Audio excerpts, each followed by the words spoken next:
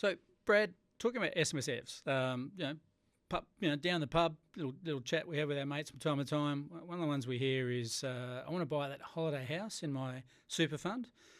And I've heard that eventually when I go to retire, I may want to live in that house as a residence, and there's an opportunity of taking it out. I am aware there's obviously some general provisions around, the regulator has rules around what you can and can't put into super. But when it comes to holiday homes and also usage,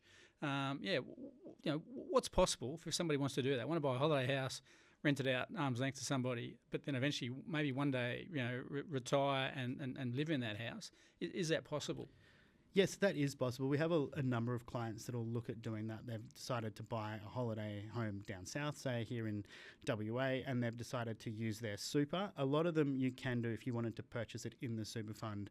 The main thing to be aware of is you can't live in it, use it to any family or relatives until it's no longer in the super fund. So if you were to get to retirement, so say you bought it in your 40s, you've bought a holiday home down in Busselton from that side of things, and then at your age 60, you go, we're going to retire down in Busselton, sell our main residence here in Perth, and then move into this property down in Busselton. From that side of things, you can transfer that property once you've reached retirement, tax-free if you're in pension phase, and then to yourselves.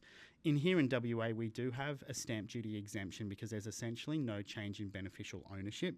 There might be different requirements in various states, so it comes down to where that holiday home's located.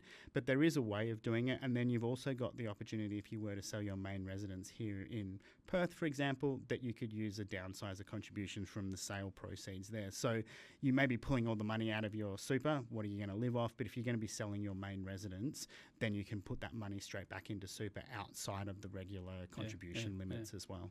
Great strategies there. I like that.